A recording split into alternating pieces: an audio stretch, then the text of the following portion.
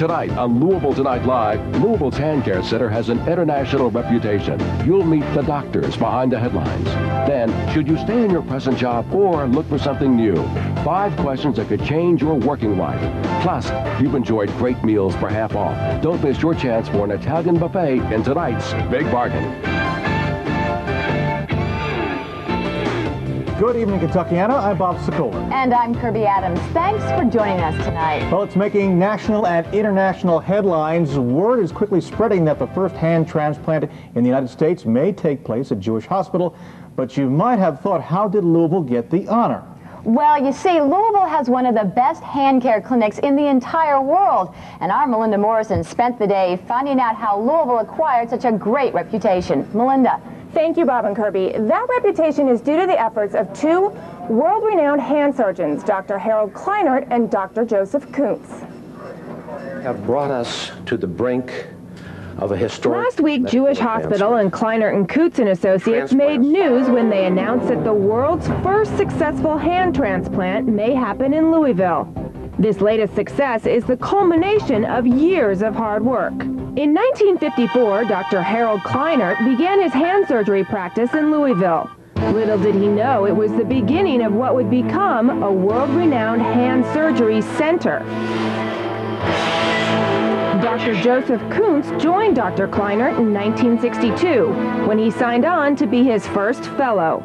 But the famous union almost didn't happen because Dr. Kuntz had planned to go with a heart surgeon until he realized the heart surgeon wouldn't be paying him. He says, come and stay with me and I'll be glad to let you be my first fellow, but I don't have any budget and I can't pay you. And Dr. Kleinert said, well, spend a year with me and I'll pay you. So the 2 famous hand surgeons came together over finances. Today, more than 900 fellows from over 45 countries have come to Louisville to train in hand and microsurgery. They're also reaching the world with the International Hand Library, which houses artifacts including Abe Lincoln's hands cast in bronze and historical hand surgery books. But it's more than a museum, it's a research facility that through the internet is available to hand surgeons around the world. So how does one get to study with these famous doctors and work in such an incredible clinic? Well, getting a Christine M. Kleinert Fellowship is no easy task. Well, I like telling people I'm in 26th grade when they ask me. That's because the average fellow has completed 4 years of college, 4 years of medical school, a surgery residence specializing in orthopedic or plastic surgery, before even starting the Kleinert Hand Surgery Fellowship. At what age will you actually be starting the end of your education, the beginning of your career? I'll be 37. That's more than 16 years of training. This is one of the largest fellowship programs in the country, one of the largest in the world, in fact.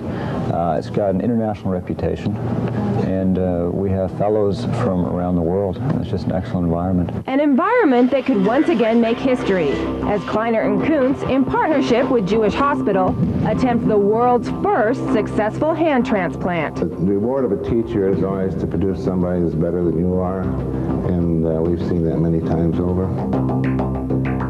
Now, there's still a lot of questions to be answered before the first hand transplant actually takes place, but according to Kleinert and Kuntz, it will definitely happen within the next 3 to 6